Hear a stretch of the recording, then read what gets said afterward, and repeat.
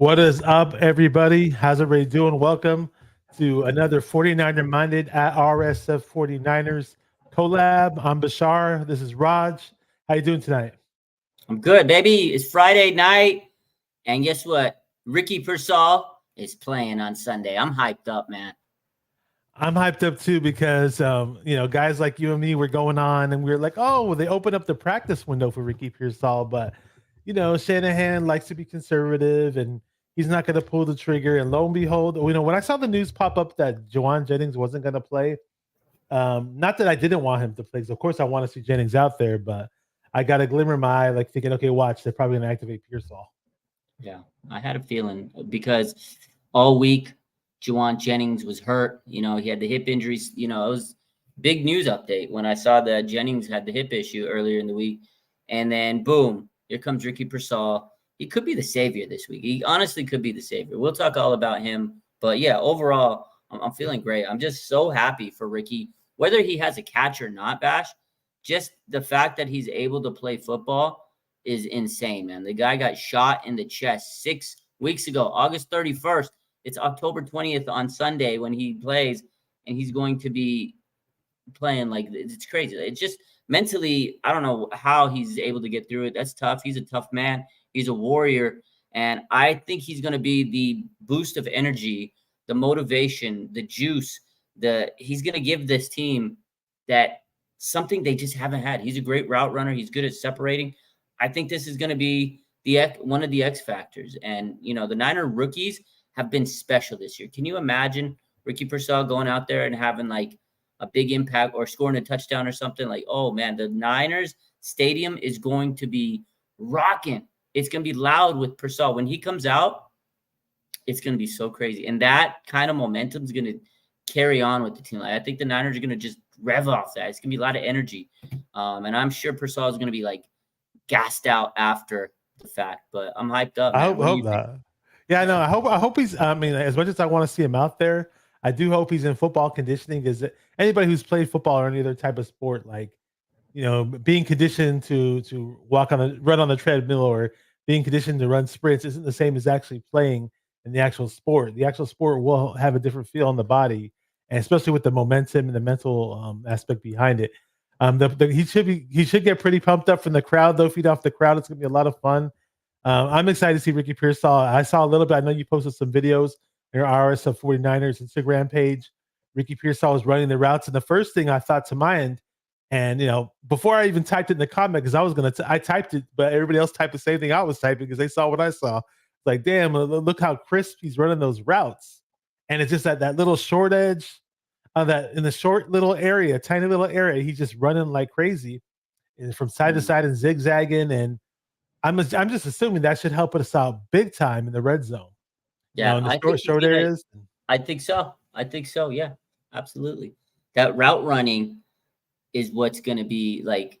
That's what it's going to be about. That route running, and maybe you're right. Red zone, he can be a big help. So I agree with you on that, Batch. Yeah, and we all know about the 49ers what red zone struggles too. It's like we do excellent, but once we get to like the 20 or 15-yard line or 10-yard line, things aren't so great with this offense. So, and you know what? We've gotten plenty of big plays from this offense too. Brock is in the receivers, running backs, and Jordan Mason. All those guys have been doing a great job, but it's just, it's almost like we can't get over the hump when it comes to the end zone, and we always got to rely on the kicker. And ironically, we can't go over the hump in KC. So maybe this time we finally put everything together. I hope so, man. And yeah, Ricky Pearsall, like I said, the energy, he's going to give everybody the motivation, and then just that hype of Pearsall being back. You could see like the team was just excited. There was videos on, I think Dave Lombardi posted a video, and you see them, they were like hyped up, they were dancing. Like the vibe has been good all week. I saw a video, I think there was a part where they were all like shooting a gun. I was like, what are they? Crazy team is hyped. They're loose.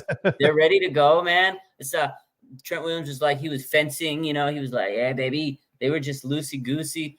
They got a lot of energy, man. And I think they're so happy. Kyle Shanahan talked about it, and he says, the team was just so happy to have Ricky back, and the vibes are high, and they're just so ready for him, and he's ready to be back. And there was an article by Mike Silver, and he said that Ricky Pearsall called his dad on Monday, and he said this was the best moment of my life being back to practice. Like, guy got a second chance in life, Bash. It's crazy. Like, not that doesn't happen all the time. And he's just happy to be here, and I think he's going to play free, and the energy is going to be fantastic. And you're right, it's going to allow other players to be open, red zone specifically. And speaking of the Niners, Mason's going to be back. Debo's there; he's going to be cleared to play. So the team looks like they're going to be firing in all cylinders. This is the right moment at the right time for all this to kind of brew. And again, and I know the Niners haven't beaten the Kansas City Chiefs in a long time, since 2014. Brandon Lloyd was making circus catches and Kaepernick was the quarterback. I think the Niners are finally going to get the monkey off the back. And I just think it's going to help them get momentum, because if the 49ers can beat the Chiefs, momentum mentally, this is going to give them so much confidence, Bash. Yeah, I'm with you on that. When we beat the Chiefs last time, Alex Smith was the quarterback as well. It was at Levi's Stadium. I believe it was the first year of Levi's Stadium, 2014, if I'm not mistaken. Before I touch on the game and the preview and all that, I just wanted to acknowledge that shirt you're wearing is kind of like a new age type of Hawaiian / 49ers neon type shirt. Let them know what's up. Yeah, no, this is from the Chubby's collection, Chubby's NFL. They made a official NFL licensed merch, and this is the 49ers one. And I'm actually one of their sponsors now. Like, me and Chubby's are working together in 49ers Tailgate. He's my partner, and they gave me the shirt. We got a whole bunch of stuff coming up, some promos. They sold out yesterday of their first batch. Actually, pretty crazy. Of the 49ers, out of all the teams, they sold out of the 49ers. So, that was pretty cool. But yeah, Chubby's, they got some super comfy clothes, and I'm excited to be partnered with them. But this shirt, honestly, it's probably one of the most comfy shirts I've worn, and I get a lot of compliments for it. It's pretty cool looking shirt. So, and George Kittle wears it. He's their spokesperson for Chubby's. All right, I never heard of it until you brought it up, but I like what I see so far, and I was asking you offline, like, hey, I want to get one or something. I don't know if they have different versions of their 49ers shirt too, or is that's just the only one they have? Right now, this is the first one because they just got officially licensed, but they'll be making more stuff, as they kind of test the waters. They're still building their company. They have a lot of shorts. Like, they're known for their shorts, swim trunks and shorts and stuff. And you've probably seen Kittle promote these a lot. Their shorts are nice. They're getting some new colorways with the George Kittle shorts coming up. They're super comfy. I like lounge around the house with them. I love them, especially in the summer because it's so hot out here. Those shorts are nice. Yeah, I saw somebody wearing the matching shorts of that top that you got on too, which was pretty cool. I can say what's up to some guys in the chat, and both so it's a dual stream. If you're on RSF 49ers live on YouTube, I'm going to shout you out on the 49er Mighty YouTube channel. I'm going to shout you out. Just make sure that you like and subscribe both channels, and we're going to shout out some names. I'm not going to be able to read all the comments, but we'll definitely shout everybody out. We got John V here, who's one of my best friends / co-hosts, other than Raj. You guys are both awesome, man. Very passionate Niner fan. I was talking to John V and Raj. I think I mentioned this to you before. We got to do a stream where I get Raj on with us next time we go live or something. If we can try to fit it in, man. You're muted, bro. Yeah, we got to figure out some time for that. That'd be dope. Yeah, I'm definitely down. What up, Jimmy? See you, bro. Interesting name here. Harry Balzac says Ronnie Bell's the key to Sunday's game. If that means he gets a game-winning touchdown, I'll welcome it. Do not see that happening, though. SF Floods in the house. We got California Man 4000. Hopefully the 49ers can get over the hump, getting a 6th ring. I'm with you on that. Everybody's with you on that. Renee Feaster, sorry. We got Julie. What up, Julie C, bro? Is Pearsall going to be on a snap count? We didn't hear anything. Did you hear anything about that? That's a good question. Actually, that's a good question. I don't know how many snaps he's going to get, Bash, because, this is a big game, right? Emotions are going to be running high. I think by the end of this game, he's going to be so emotionally drained. And it's not just physical because, being able to, you mentioned it earlier, the conditioning, can he last? Can he take a couple of hits? We don't even know. He had the shoulder injury also before he got shot. So there's a lot of factors there. I'm sure he's going to be chomping at the bit to play, but I don't know how many snaps he's going to get. He's a rookie, Kyle and rookies, but I think he's going to get a decent amount of snaps. Maybe he'll play half of what Jennings would play. I think that's a fair enough amount of snaps, but I do expect him to even maybe be returning kicks. He's practiced that all training camp, being a return man. Maybe he's going to return kicks. Maybe he's going to take a few snaps. I don't know how many snaps he's going to get. Kyle didn't really go over that, but I think if Ricky wants to play, Ricky's going to play. Ricky! I just did the whole time for the past 2 days. I just keep thinking about Ricky Pearsall and the movie Boys in the Hood. It's a very sad, tragic scene, but And it's ironic because they both got shot, right? But one survived, one didn't, and thank God the guy in real life is the one that survived and plays for the Niners. So I know. yeah, Ricky, we're gonna be saying that during the game when he gets his first touchdown. Though we do got some interesting stuff in the chat. We got Taj Beats, haven't seen you in a while. What's up, bro? Raymond Ibarra said, "Did y'all seen the Worthy posted the Worthy on the Kansas City Chiefs?" I didn't see one, but he said Demo got Worthy worked up. Not sure what Demo said. Do you know about Demo? Say anything? I don't know. I Crazy? asked. I don't know. I got to see. I'll check it out because Okay. maybe I'll check out the gram right now. Is it on Instagram? It might be, yeah. So I didn't Raj or catch. somebody else in the chat, do some research for us. Let's We'll see. find out. While I'm still Okay. shouting some people out. Go ahead. Oh, okay. So he says, I don't know if it's relating to college football or not, but there's a post on his story, and he says, "Fuck it, I'm on it." And it's a post of him back when he was at Texas doing a stiff arm on a guy from Ole Miss. So I don't know who's Texas playing tomorrow. It might be college football related. I don't think it has anything to do with Diamond Lenore. Although, did you hear what Diamond Lenore said the other day? No, what is that? So they asked him about. Let me pull up the post. They asked him about potentially lining up against Xavier Worthy. He goes, "I'm always up to the challenge." He goes, "It can be my grandma, and she's gonna get the same work." Devo's been saying some crazy stuff, but he's been backing it up funny, now. bro. Oh man, he's killing. He's hilarious. It's so funny, dude. Yeah, he's gonna now. He's been doing awesome this week. Well, we did see Renardo Green step in right against the Seahawks, and he did a few nice things, didn't he?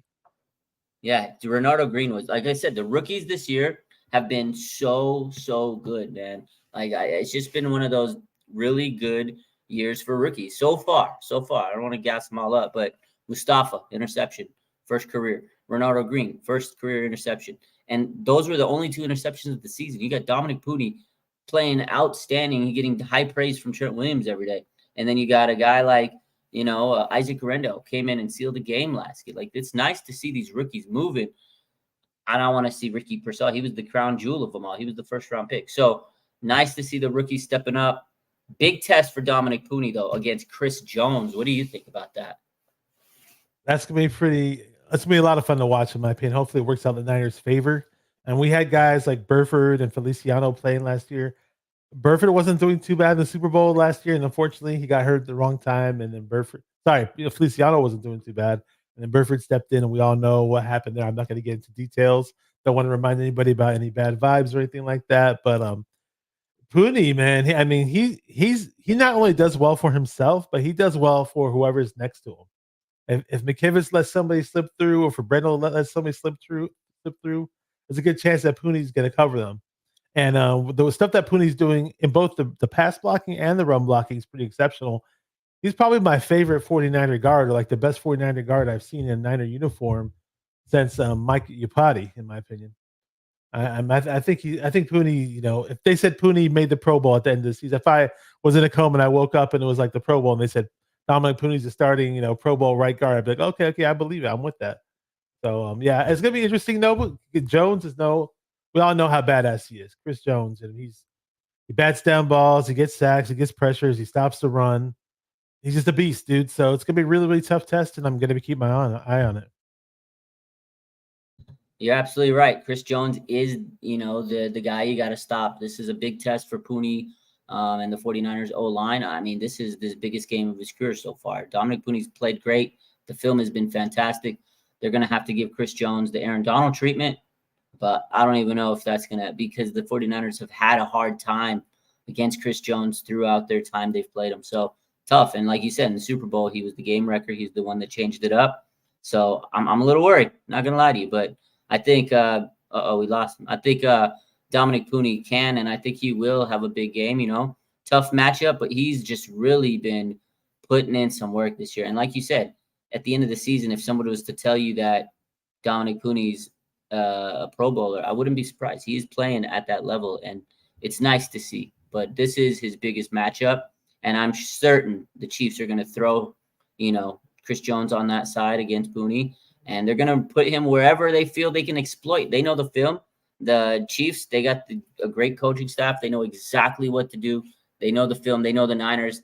This is a rematch of the Super Bowl, and like you said, we don't want to kind of relive that Super Bowl, but there were some moments in that game that you're like, oh my God. And if those would have not happened, Niners would be sitting here as Super Bowl champs. But again, it is a good game coming up. I wish it was a primetime game. A revenge. Now, I want to ask you about this, Bash. As I said, this is a Super Bowl rematch. Will you feel like vindicated? Are you going to be like, man, we finally got the monkey off our back? Or are you just going to be like, oh, okay, we beat the Chiefs regular season game? Like, how satisfying will this win be for you after Sunday? If the 49ers get the win on Sunday, how satisfied are you going to be? I don't know why my camera keeps going in and out like that. It's gonna be a very similar feeling to how I felt during the 1994 season when the 49ers beat the Cowboys in the regular season. I was like, okay. We know we can beat this team because we just beat them, but we obviously still have to beat them when it matters. And everybody knew that we were going to play the Cowboys. If we were going to try to get to the Super Bowl, the Cowboys were going to be in our way. And lo and behold, we beat them in the NFC Championship game. We won the Super Bowl against the Chargers. Many people saw that NFC Championship game as a Super Bowl because the Cowboys were, in many people's opinions, the second best team in the NFL that year. We won it all. So, again, I'm going to take it in the same way that I pretty much took that game too, and kind of like the way I took the last time we whooped the Eagles. Remember on that big primetime game, we whooped them in their house. I'll kind of take it like that too. But we just have to find a way to win. I mean, it's not like Kansas City Chiefs are dominating their opponents, but because they're not. But they're winning and playing their best football when it matters in the clutch, right? And just so everybody knows, they're on an 11-game win streak, including from last year's playoffs till now. So they're not going to go down easy.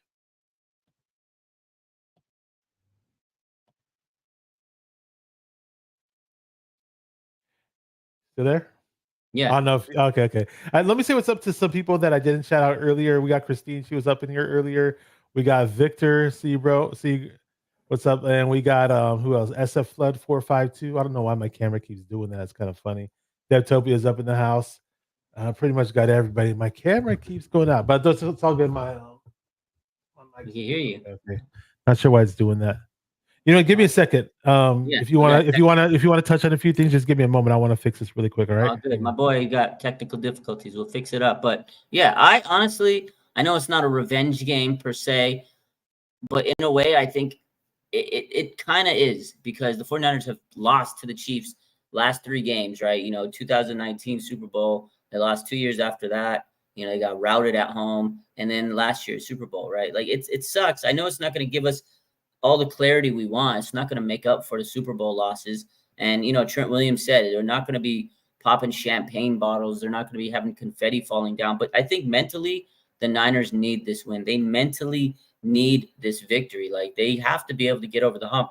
And if you lose this game, it's just going to be like, well, what can we can't beat these guys. We can't beat, because if you got to play them again, you're going to be beating yourself up. I think mentally the Niners need this victory. I really do. I feel like it's a game where they got to come out. To me, it's a must-win game. They got to come out and win this game. I know, like, record-wise, they'd be 3-4, and then next week they could win and be 4-4. And technically, it's not end of the season, but you got to win this game, man. You just have to win and beat the Chiefs and finally shut everybody up, because the media is going – if you lose on Sunday, on Monday, everybody's going to rip the Niners, say Kyle can't beat Andy Reid. The Niners can't beat the Chiefs. They're worthless. The media is just going to rip the shit out of the Niners, and the Niners need to get this win. And we all know about the section, the segment of the 49er fan base that any little mishap that happens in the 49er game, they want to kill Kyle Shanahan or fire him or whatever. They want heads to be rolling. So, for Kyle and the rest of the team, and they just have to do it. They just have to find a way. And what sucks is, if it comes down to, hopefully it does not come down to a field goal, because I don't know, our kickers are dropping like flies. I don't even remember the name of this new kicker. So let's talk about that, Bash, because I was going to bring that up. The 49ers are down to their 3rd kicker of the season. 3 kickers in 3 weeks, my boy. So today, the 49ers placed Matthew Wright on the injured reserve. He has a shoulder injury. He dislocated his shoulder, popped it back in. Kyle thought they were going to be able to play him, but he's not ready to go. And we all know Jake Moody's dealing with the ankle sprain, a high ankle sprain on his kicking leg. So what did they do? They signed a 3rd kicker, Anders Carlson. He's on the practice squad tomorrow, Saturday. They're going to pull him up like they always, because they get roster designations on Saturdays. That's how it works. So they're going to call this guy up from the practice squad. They've placed Matthew Wright. They're going to officially do it on Saturday on the injured reserve. This is our third kicker. This guy played for the Packers, okay? If you remember, this guy sold the Packers out against the 49ers in the playoffs. So I'm a little nervous about this guy. We know the 49ers have had some special teams problems this year, not just this year, a couple of years in a row. Special teams is bad. So if it comes down to a kicker, Bash, I'm not going to lie to you. I might shit my pants. I'm telling you. I was just looking up his career stat line. He only played one season and he was 6-14. So, yeah, that goes back to something I want to say about the offense, because we do average 27 points per game. Where I'm sixth in the NFL on third downs. I mentioned the 27 points per game. We're eighth in the NFL. Again, for the most part, offensively, we do very, very well, except for the red zone. Now, we don't want to we don't want to kick field goals. All right, we got a new kicker in the mix. We don't want to start kicking field goals in the red zone. Just figure out a damn way to get touchdowns. The best way to get now. And if we do have the guy kick field goals, so they're going to be extra points, as far as I'm concerned. Because when you play a tough opponent like this, you do not want to be kicking field goals. You don't want it to go down to the wire, especially with an inexperienced kicker or a kicker who hasn't had a good career thus far. Yeah, you can't let the Chiefs hang around. You can't rely on your kicker. The Niners have let teams hang around, and they're bad teams. The Cardinals, the Seahawks last week hung around. The Rams hung around. They came back. The Niners cannot let the Chiefs hang around because they're not a bad team. They're 5-0. They're undefeated. Only 2 teams are undefeated, Bash. And the Niners, if they let Patrick Mahomes hang around, he's going to end them. And we've seen it so many times. Here comes Patrick Mahomes. You can't let this man come back. And you have to score touchdowns, especially in the red zone. I think this is going to be a George Kittle special game. I've been talking about it all week. The Chiefs are second worst against tight ends, according to the stats and everything. They've let up the second amount yards, the highest amount of yards in the league to tight ends. I think the second most. That bodes well for George Kittle because he's on a heater this season. He's got 5 touchdowns this year. This is one of his best statistical touchdown seasons already. As the season's, into week 7, Kyle Shanahan knows they got to get the ball to George Kittle. Him and Brock have a great connection. And in the red zone, it's like Brock knows I can get up to Kittle. He's a little taller than a lot of these guys. He's super athletic. For a tight end, he's one of the best in the league. He's probably, in my opinion, he's the best. You can argue it. I know Kelsey's been great, but we all know what Kittle does in terms of the blocking game. But he's such a good target. Like, you've seen some of the catches he's made in the red zone. It's why he's scoring touchdowns. The game where the Patriots, holy smokes, how did he get that catch? 3 guys draped on him. That was amazing. That was amazing. Toe drag swag last week against Seattle. That pass by Brock. Tight so window. So underrated. What a dart. He throws it, and he got Kittle. Toe fucking drag swag. What a touchdown. He went and took a shit, came back, and scored a touchdown. Oh, that's right. He took a bathroom break during the game. George Kittle's the man. He's the man. He's going to be the breakout star this week. He's going to be the X factor. Yeah, and like you mentioned, just to reiterate what you're saying about the Chiefs and their defense against tight ends, they give about 107 passer rating to tight ends and over 400 plus yards. So, like you said, they're second in the worst in the league at guarding tight ends, despite the fact that they have Kelsey to go up against in practice. And what's funny though, what I fear about this defense though, is the fact that they blitz like crazy. Mm-hmm. We all know that Purdy is arguably the best quarterback in the NFL against zone coverage. I believe his quarterback rating versus zone coverage this year is 130, and he's not too hot against man coverage though, man, and even against the blitz too. Now Purdy last week, Purdy last week was averaging 2.29 seconds from getting the quarterback snap to throwing the ball. So he needs to do a better job of getting rid of the ball quick. And he's been excellent at that prior to this season. The quick reads, the quick throws. I don't know why. Some people blame me that all the teams are running man on us and our guys aren't getting separation. They need to find a way to get that to work. I know CMC's not out there in the passing game, but they need to find a way to fix that. But against the blitz, Purdy's 3 touchdowns. He's got 3 TDs and 3 interceptions. He's just so much better when people aren't blitzing on him. But he's got to find a way to figure that out. Especially against the Chiefs, knowing how much the Chiefs blitz on us, and in general, they just blitz a lot. Yeah, no, absolutely. Brock Purdy, he's going up against Kansas City. They know him. They've studied his film, essentially since Super Bowl. They got the best DC in the game. He knows how to stop pretty much anybody. And they practice against Patrick Mahomes every day. So I'm pretty sure, I know Steve Spirangelo all week he was praising Brock. You guys saw the videos where he was like, "Oh, he's got no weakness at the game," and then Brock was like, "Yeah, I got a lot to work on." The 1-4, they're trying to soften up Brock, and they know what his weaknesses are. They study the film. They got a great DC. They're going to have a good defense. They're going to be coming and bringing it. They're going to blitz. They're going to play the zone. They're going to play all the stuff that Brock has struggled against. And I honestly feel like Brock's going to be up for he knows. He studies the film. He knows what's coming at him. He had a really good, strong Super Bowl, for the most part. I feel like Brock Purdy, this is a game for him. If he wants to get his paycheck, he got to come out and deal against the Chiefs. And I think he will. He's been having a really good season. This is one of the best quarterbacks in the league right now, statistically. Arguably, you could say he's the best quarterback in the league, but the media is not ready for that. And then on the flip side, you got Patrick Mahomes, who in his terms is kind of struggling. He's off to a slow start. 6 interceptions, 6 touchdowns. He's up there in interceptions. So you can get to Patrick Mahomes. He's not the almighty, but he's still, to me, the top quarterback. Just because he's not putting up the stats he normally does, at any time, Patrick Mahomes can come out and drop 4 TDs on your head. So both quarterbacks are playing. They're both great. I think both of them are going to have a fantastic game Sunday. I think both offenses, they're going to be firing. I think it's going to be a fun game. But it's going to come down to turnovers. Can Brock Purdy limit the turnovers? We'll see. And can the 49ers get some turnovers on Patrick Mahomes? And if they do, they have to capitalize. To me, that's always the key in a game is the turnover battle. And especially in a game like this, the Niners have to get turnovers and capitalize. And for the Chiefs, they're coming in on the road. They know they have to take the momentum out. They got to take the crowd out. Where Levi's going to be rocking, like we said, especially with Persol. The Chiefs have to be able to take all of that noise and shut the fans up and be like, boom, here we go, interception. And then people are going to be like, oh, shit, I'm a little, So that's the game. It's going to come down to turnovers. And back to the blitzes that I was talking about that Purdy's going to have to face.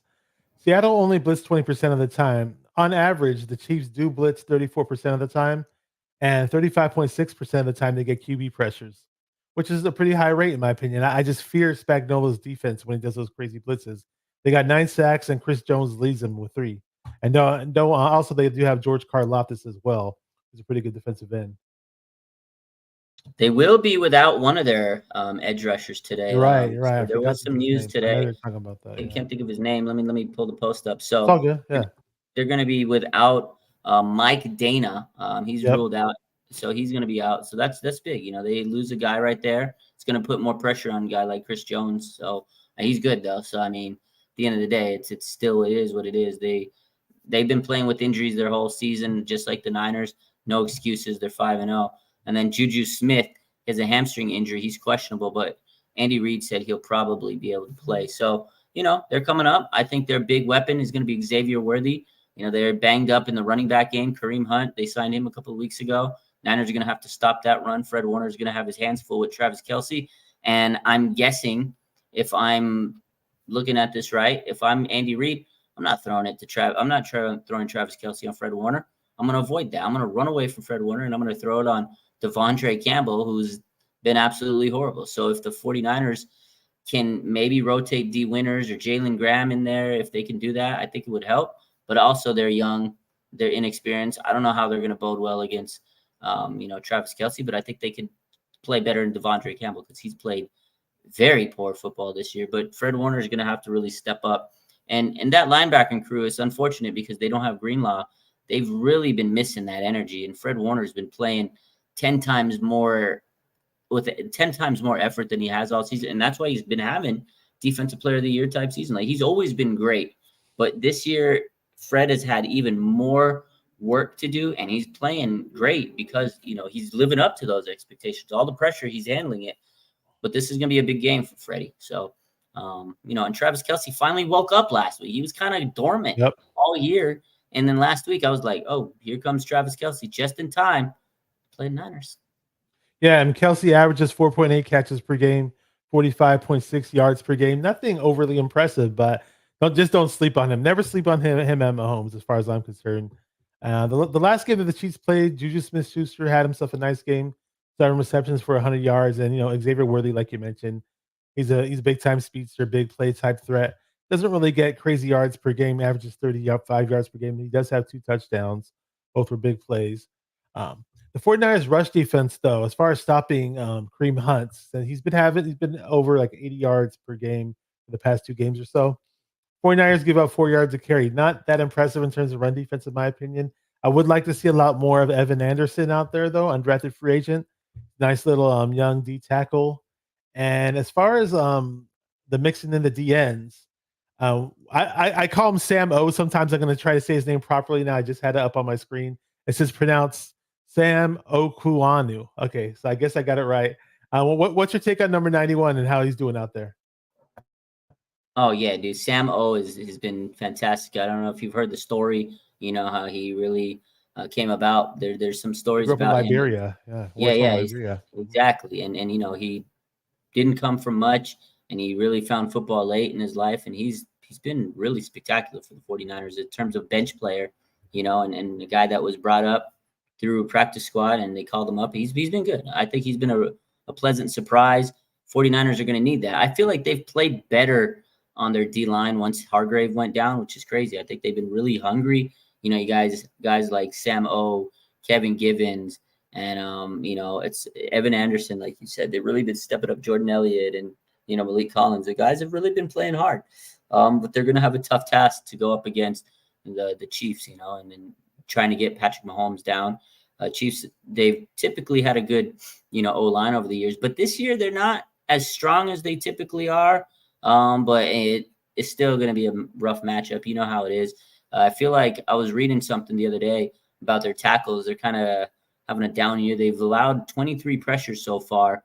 Nick Bosa, the last couple of weeks, has really kind of trended up, and he has 18 pressures over his last couple of games, and he's really kind of taken over these games. So we all know Nick Bosa. That's another X factor. Bosa versus the Chiefs. It's been well documented.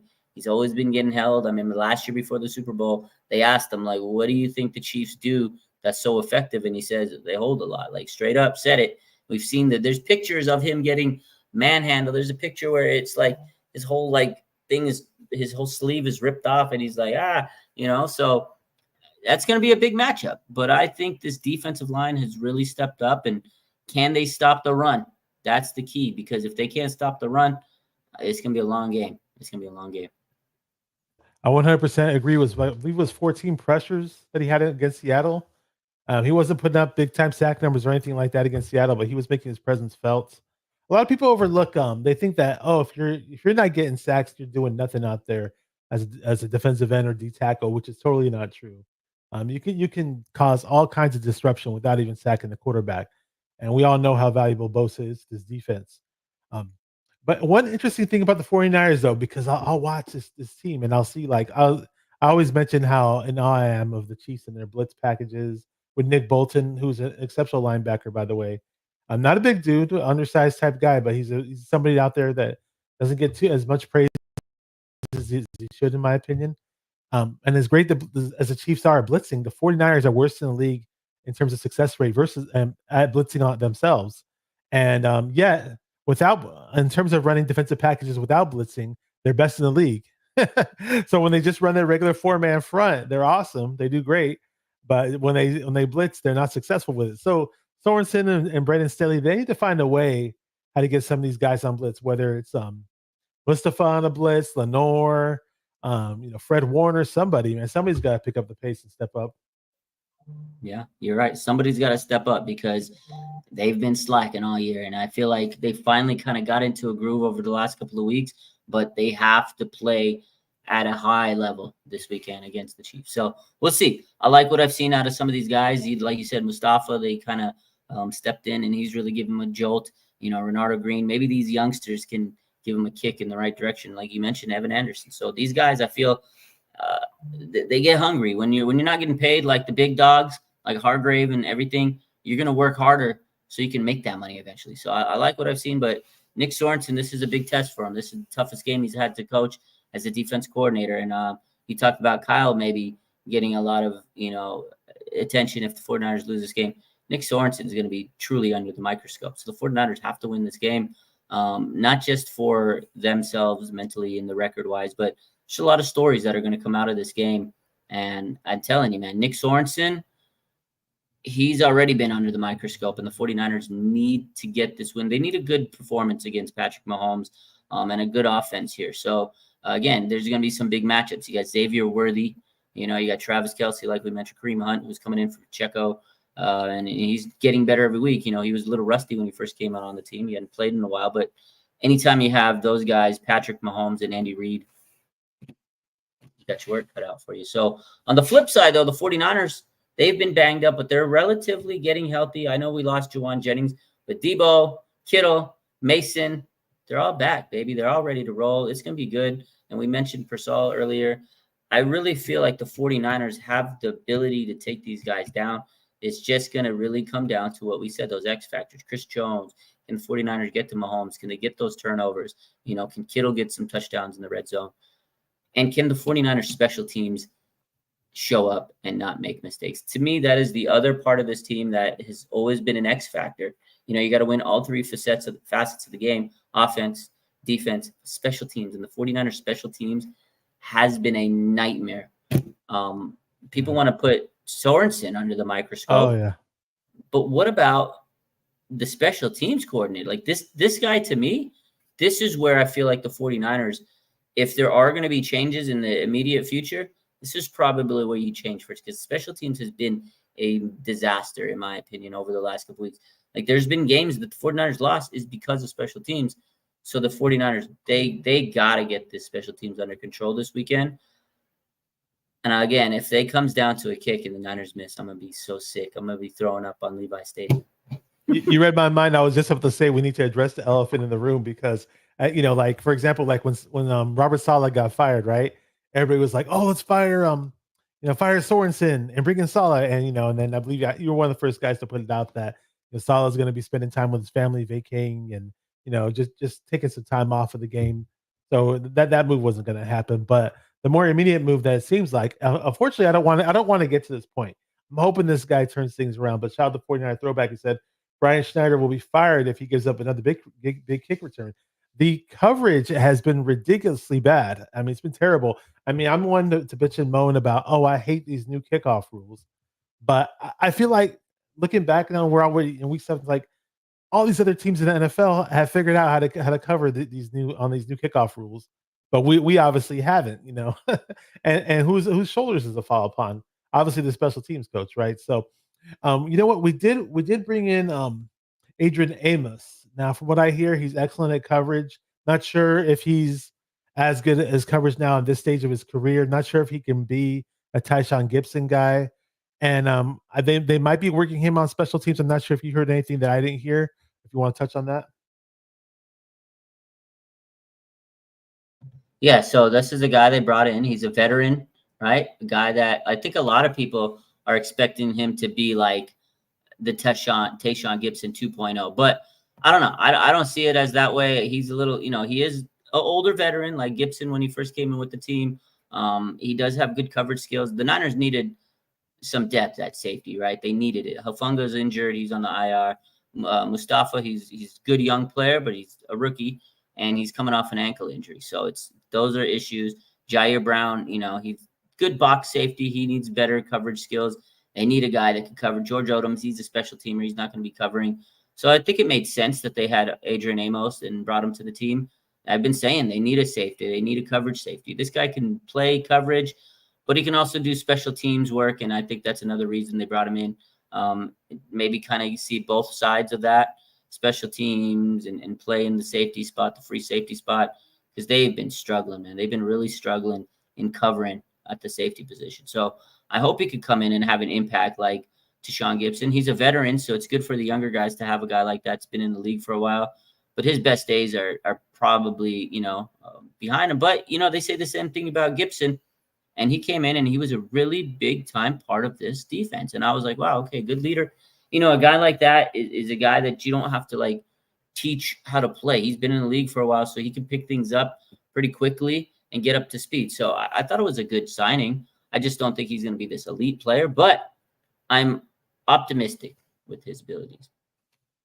Yeah, it'd be nice to see what Adrian Amos can do in a 49er uniform. I mean, a lot of people kind of rag on George Odom and they think he can only play special teams. And I get it. He's not known for being a starting safety and known to being great at coverage or anything like that. But he was challenged a few times in that Seahawks game. Man, he had some nice little deflections here and there. So I'm not going to go as far as to say the guy's terrible, but of course, Adrian Amos should be an upgrade. And it's unfortunate because we had Malik Mustafa at free safety for a minute, and he was doing well, and then he got hurt. And well, does he look like he's going to play this week or what? Yeah, he should be playing. He was kind of working his way through the week. He was limited a little bit, but it doesn't look like he's going to be expected to miss any game time this weekend. I didn't see him on the injury report, so yeah, he should be there. But again, you do need to make sure because he is dealing with an ankle injury. Let's say he goes out there and it's just not 100%. Then you have a guy like Amos who can come in and give you some depth. So I think it was a smart move just because again the depth of this team safety wise has been kind of dwindling. And I've been saying it all year. Go get a safety. I wish they would have got a big time safety this summer, but they were really banking on Hufanga to come back. And again, I said, Yeah, that's going to be tough. They don't know if he's going to be 100%. We don't know if he's going to be able to come back. And when he came back, I said his body may take some time to ramp up, and it's exactly what's happened. His wrist tore some ligaments. I'm sure his body is still trying to catch up, and it's not just the ACL. It's tough to come back from an injury like that. So they need depth though, and it was a good move. yeah, I feel you on that. Let me say what's up to a couple of people here. We got JC Montana. So what's up from the Houston Niner Empire? Appreciate you. Omar S, good to see you. He says, Raj is a real one for streaming with folks who don't have much followers. So I got a little bit of following, not like Raj. Raj is the biggest following of all of them on IG, man. If you don't know Raj from IG, you're missing out. Definitely subscribe, like, and subscribe to both channels. And for the record, Raj and I go way back before we were on YouTube or anything like that. So Raj is dope, awesome person. What can I say? 49er Media is up in the house. Says, hey, Raj and Bashar, good to see you, brother. Nathan Banks is up in here. But yeah, I mean, so it's like it's a very unfortunate what happened to Hufanga. I mean, hopefully he can find a way to bounce back. I was hoping that we could get packages because we were talking. You were mentioning Devondre Campbell earlier, right? I forgot to touch on this. I'll touch on it now. Like we haven't seen D Winters or Bethune or Jalen Graham, all three linebackers who I think have promising futures with the 49ers. Waiting for somebody to step up among them and beat Devondre Campbell out because honestly, in today's NFL, the way Campbell's playing, he plays more like a linebacker from the 80s than in today's NFL. He really does. He can't cover it all. In today's NFL, you have to cover big time. But what I was trying to say was like we kind of have like three box safeties, right? Malik Mustafa, Jair Brown, Hufanga, and they were kind of hinting that maybe they'll run some like three safety type packages, right? Since we're not going to have Green, and I love Greenlaw, I miss him, but since we're not going to have Greenlaw around, we could mix in these three safeties in certain packages at a time. And now we don't necessarily have that luxury. Now with Adrian Amos in the mix, he's more of a free safety cover guy. He's not that good against the run from what people are saying, but really nice in coverage. So hopefully he still has the coverage ability that we can lean on. So it's going to be very interesting to see what happens. And this is probably the week, though, if they do see any hope and any potential in Bethune or D Winters or Jalen Graham to step up to the plate and throw Devondre Campbell on the bench. This will be the week we probably see it. I hope so. I don't know. Larry Kruger asked Nick Sorensen this week. I don't know if you saw it. I was dying when I did see it. He straight up asked them. This was great. And I talked to him about this the other day because we text back and forth. He goes, he asked Sorensen, he goes, the Niners have, and he said however many missed tackles they have as a team. And he goes, Devondre Campbell has I think he said 9 of them. He has 9 missed tackles, I think he said. He said, Devondre Campbell, he listed how many he has. Why is he still on the team? Why is he still playing? He straight up said, why is he still playing? I was like, God damn, Larry, right to the neck. He goes, why don't you put in D Winter? Why doesn't he start over? Why doesn't he get more reps? And then he's like, we're playing both of them. He goes, let me tell you about Campbell. He's very calm. He's a playmaker. He's a veteran. He understands this. He was trying to justify keeping Campbell in, but I think all of us see it. D Winters can't be any worse. So if Devondre Campbell's a liability and he's going to get you beat, you got to make a change. But I think a lot of it does have to do with the fact that the safeties they have, the depth, they can't play those 3-man safeties. Play maybe like a hybrid linebacker spot, and Greenlaw not being there is a huge detriment to the team. Now, they did say he should be back midseason, but there's no exact time frame. They're going to let him take all the time he needs because he needs to be able to be healthy, and you don't want to rush it. Big injury, right? Achilles tear, rupture is a horrible injury, and you can't rush it. So hopefully he could come back, sooner rather than later. But that definitely has put a big strain on this team. And they needed a linebacker. They thought Campbell was going to be the guy, former Pro Bowler, but you're right, he just doesn't cover, and he's slow. So unfortunately, they probably made the wrong move in getting him. But you thought he was going to be able to come in. He had the tenacity. He looked like he was going to be really, really good for this team. But it's hard to look good when you're next to Fred Warner. Very, very hard. Chris Teal in the house, he says special teams will always be an issue and a problem. That is our weak spot. At least we did get a special teams touchdown this year, though, with Lenore, right? That was fun to watch. That was cool. And the announcer was saying that Jordan Elliott made the block, and from what I saw, it looked like Isaac Yadam had made that block, but we need more of that is what we need. And obviously the bread and butter with special teams for the most part. You're not going to expect block kicks week in and week out. But what you are going to see is coverage. And for the most part, most teams get the coverage part down, and we have it. And that's super, super important. We had Laviska Shenault get that big run against the Seahawks. So that's another thing, Bash. So, okay, they brought in, right, Carlson Anders, the kicker. He's our third. We talked about him a little bit. Now, one thing Matthew Wright wasn't able to do was kick those touchbacks. And like you said, with this new dynamic kickoff, Niners might get burned, and that's what happened last week. Laviska Shenault. Here we go. Red Eye says they need to tell Carlson Anders, make every damn kick a touchback.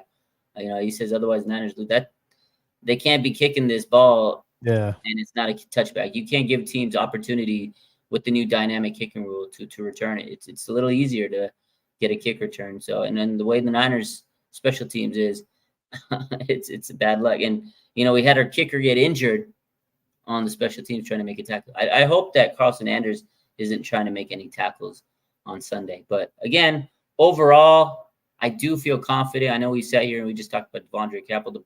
You got to talk about the people you don't feel confident in. But overall, Dash, I really feel strong about this team, and I think they have a good chance of winning on Sunday. It's crazy. They're a 1-point favorite. The over-under is 47 at Levi Stadium. At 1 point, it's crazy. I mean, it's the Chiefs, so a lot of people are probably going to take the money line on the Chiefs. But I really think it's going to come down to the end. I think it's going to be a close game. I just hope it doesn't go into overtime, because I will be very nervous if it goes into overtime with the Chiefs. Speaking of overtime, I haven't watched any replays of the Super Bowl. Speaking of overtime, somebody posted something online of a mic'd up NFL films of the Super Bowl in overtime, and that was not fun to watch. It was like you can see you can see Kelsey and Mahomes talking shit on the sidelines, like, oh, they chose to get the ball first. They want the ball. Oh, the NFL on Fox. I saw that. You saw that too. I cringed when I watched that, bro. I couldn't believe they posted that. I knew somebody was going to post some of that content. I seen some stuff floating, but it was the NFL films mic'd up. And I remember when it came out last year or in the after the Super Bowl in March and stuff. And then I hated it, and I hate it even more now because I sat there, opened up my phone. That's like the first thing I saw the other day, and it was like they don't know the 49ers don't know the override time rules, and you got Kyle Shanahan sitting there like, we're going to kick the ball off. And then you got Kelsey and Mahomes. And you see Kyle Juszczyk admitting like in real time that he doesn't know the rules. It's so embarrassing. I want to throw that clip away. I don't want to. know. It's bad enough that we lost. I hate that video. I saw another video when I was scrolling, and it was the video of when Fred Warner finds out that Dre's hurt, and you just like so gutted. I'd hate to see that was heartbreak. That right there, and then you got Bosa coming over to him, and he's like, "You got to get your head up, man. We got to do this for Dre." Like you could just see Fred, the emotion really hit because that's his boy. Those two guys, they feed off of each other, and that's what I'm saying. Like Fred Warner having to carry this team without his dog, man, without his like ace in the hole, because those two guys, they feed off each other. And you can tell, like this year, Fred's having to really just play 100 times more than he normally does, because he's trying to play for him and Fred Warner, because you got these other guys that just aren't as good as Dre Greenlaw. And it's not a knock to any of them. Nobody's as good. It's hard to be as good as Dre Greenlaw. And how about Greenlaw getting fined for pushing that dude on the Cardinals on the sideline. Like when I saw it happen, I was kind of pumped up. I was like, hell yeah! And at first, I didn't even realize it was Greenlaw, but I think I was texting my friends, and I was like, man, it's pretty sad that dudes on the sideline seem more pumped up and more fiery than the guys who are on the field. And then lo and behold, I found it was Greenlaw, and they fined him. It was $12,000 or something ridiculous. Yeah, like yeah. I remember when that happened the day against the Cardinals. The fine was last week. When I saw that, I was like, "Oh, he's getting fined 100%." That league hates Greenlaw. He gets fined every week. Oh yeah, he's like the Draymond Green. Fined, yeah, he gets fined for tackles, whatever. But yeah, he came out, shoved him. Mooney Ward got fined. McBride, the tight end for the Cardinals, he got fined. So all three of those guys got fined, and then the Niners team, they got fined $100,000 or something. Wow, yeah, $100,000. I didn't even know that. For what? Yeah, it was for dirty play, whatever. Really? Yeah. Wow. Unnecessary roughness, fines. Oh my gosh. 49ers first takes Aaron's in the house. He goes on with Raj. He goes on with me. We all collab together. Shout out to him. Check out his channel, 49ers First Takes. Yeah. I want to. Some people were asking about CMC in the chat, and if we're going to see him anytime soon. I know John Lynch was saying some good things about him recently. What'd you hear? Yeah. So John Lynch today said that there's no setbacks. He's been ramping it up, right? So they every week. And this was what they needed, is to ramp it up every week, go do a little bit more, do a little bit more. And Kyle said, or John said, there's no setbacks. He's doing incredibly well. It's a good sign. He's doing good. So it looks like the treatment he got from Germany, the Deutschland specialty is working on him. And he goes, there's no timetable yet, but he is doing well in terms of recovery. So that's a good thing. From what we know, from what we can estimate, they kind of are saying maybe early November. That's what they're shooting for. That was the update last weekend from Rap Sheet. So maybe he'll be back for the game after the bye week, the Buccaneers. That's kind of what we're trending towards. And John Lynch has said he has looked incredibly well. So that is good news for Christian McCaffrey.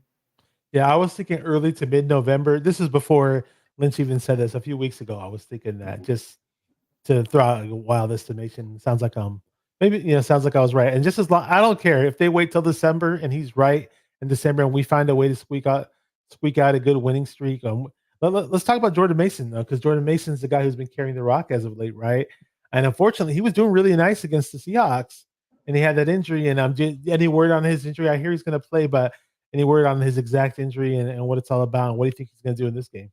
Yeah, AC joint sprain. Luckily, he was able to practice this week. He was limited. They didn't have him they had him in a blue non-contact jersey. Makes sense because if you got a shoulder issue, you don't want to take any hits to that shoulder. So they've been very cautious with them.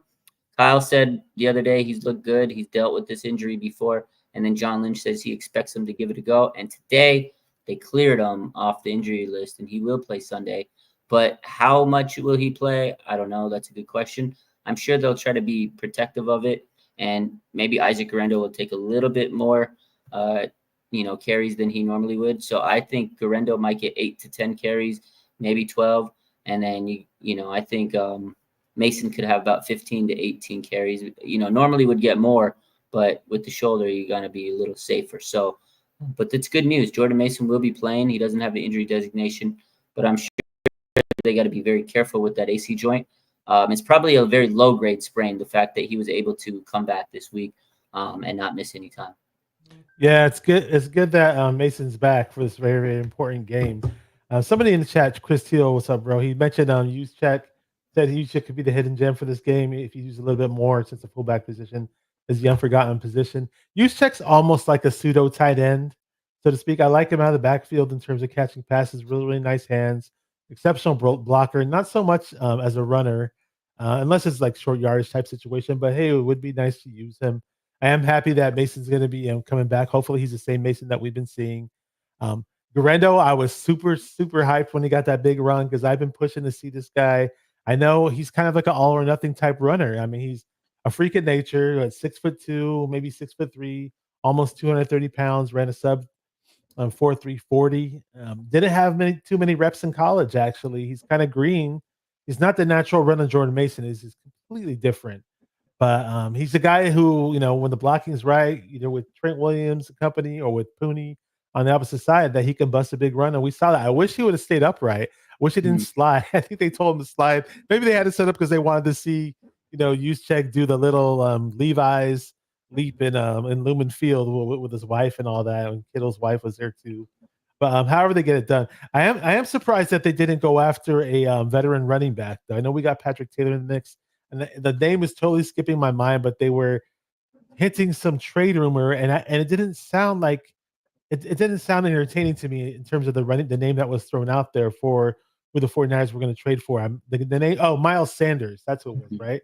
And I'm like, dude, what has Miles Sanders done recently that's worth the 49ers trading for? I don't know. What do you think? I mean, yeah, I saw the rumors out there. I love the young guys. I love Mason. We all do, but got to protect them. It's a long season. You can't, burn them out. And with CMC out right now, it puts a lot of pressure on Mason, and he's been phenomenal. But we got to make sure we keep him rolling.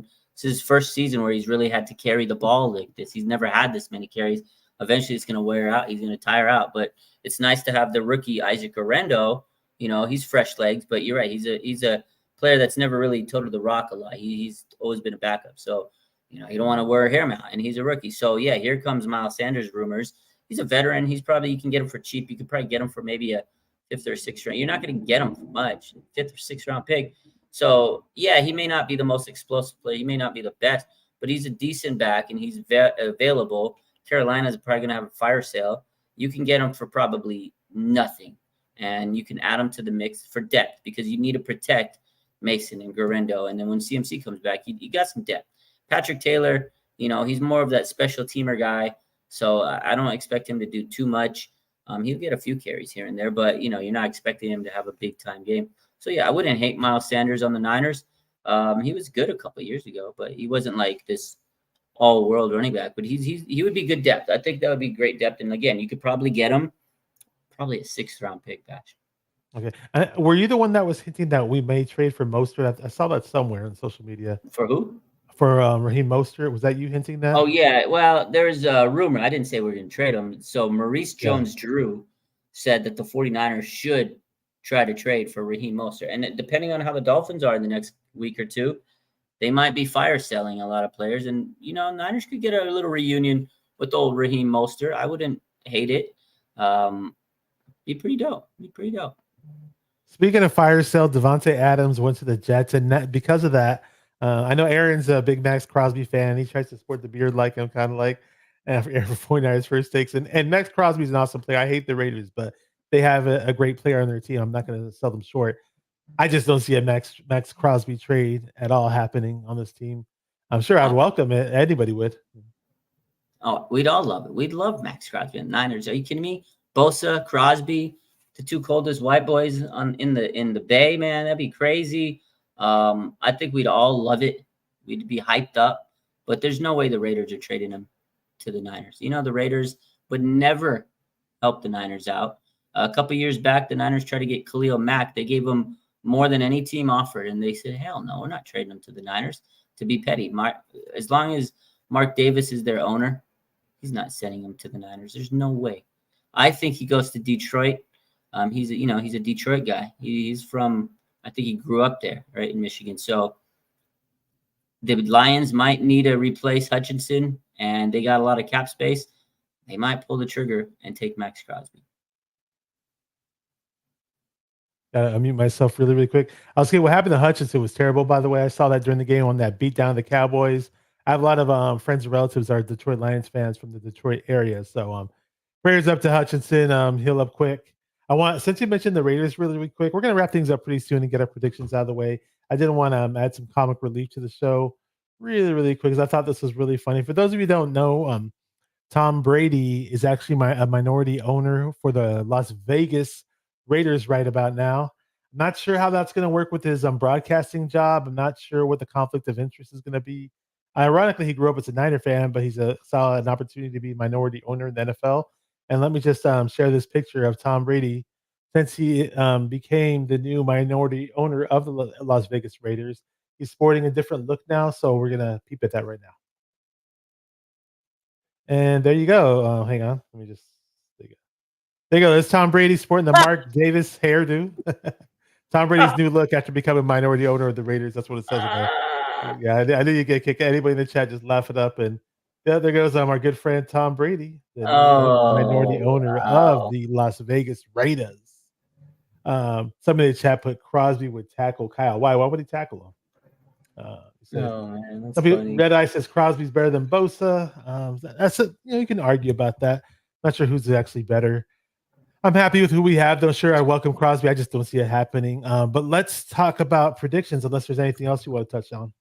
Yeah, no, let's make some predictions. Again, I think the Niners are going to win this one. I think it's going to be a close one. X factor to me, like I said, George Kittle, I think he's going to have a big game. Niners got to control the ball. They got to run the ball. They can't let Patrick Mahomes beat him. You can't keep him around. And you got to get some turnovers. I think it's going to be close, although I don't want it to be. I just think that this game's going to be so close for comfort. I have the Niners winning. It's going to go, I say it's going to be 24-21. I think they're going to be down 17-21, and they get a late touchdown, and then defense does what it has to do, and they don't allow Mahomes to get what he needs. So I don't know. I think it's going to be a close one.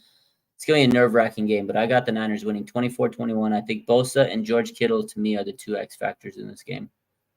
Yeah, I'm gonna say 24-19. It's just gonna be one of those close. I'm getting nervous right now just thinking about it. I mean, those close down the wire games.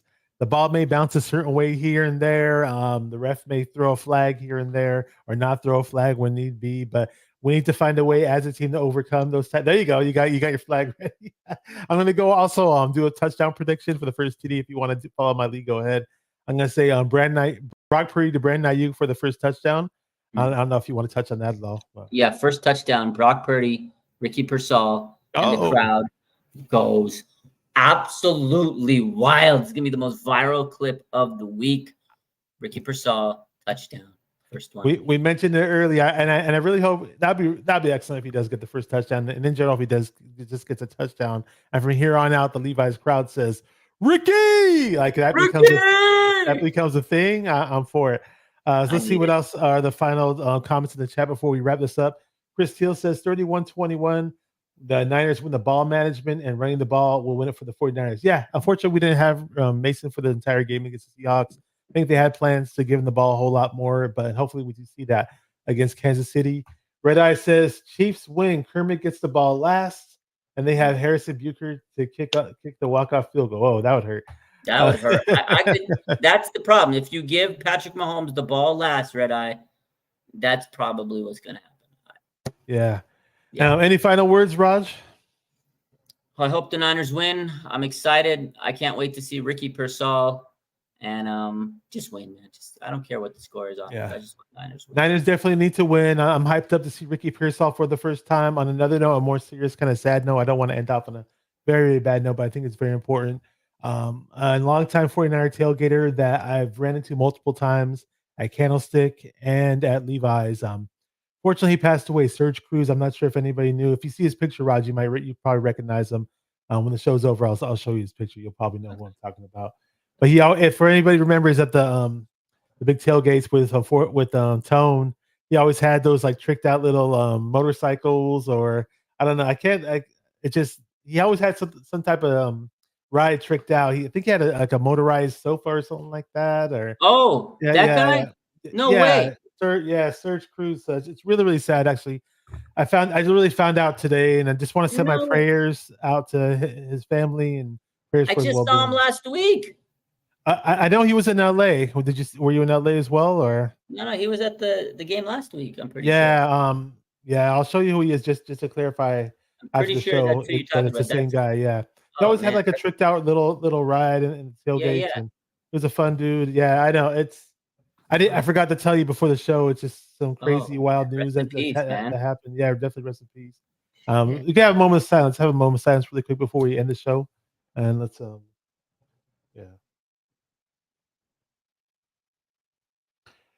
keep prayers in your hearts for our Niner fans who have fallen. We lost a lot of good people, and hopefully it's fuel to the fire for our inspiration to win this game. And we almost lost Ricky Pearsall, right? But now he's back. Chris Teal says Ayuk does get the first touchdown, so he's with my prediction. Appreciate everybody in the chat. Appreciate collabing with it's a 49er minus /RSF 49ers collaboration. And great to be on with Raj. I've known this guy for a long, long time. We don't always get to do it every week, but when we do get to do it, it's tons of fun. And he says, 49ers Throwback says, go get your NFL Chubby shirts. Raj just spoiled one right now. They're actually sold out in the Niners shirt, but that's a really, really nice shirt that I may want to get as well. Thank you guys for watching 49er Minded, where we get into the minds of 49er fans. Keep repping the 49ers and stay 49er Minded with RSF 49er Raj. Peace. Let's go. Beat Kansas City.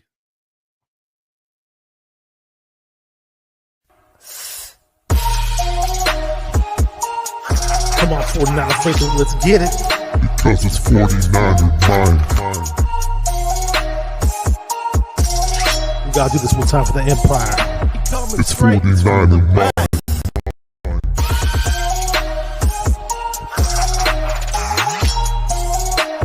It's 49er mind.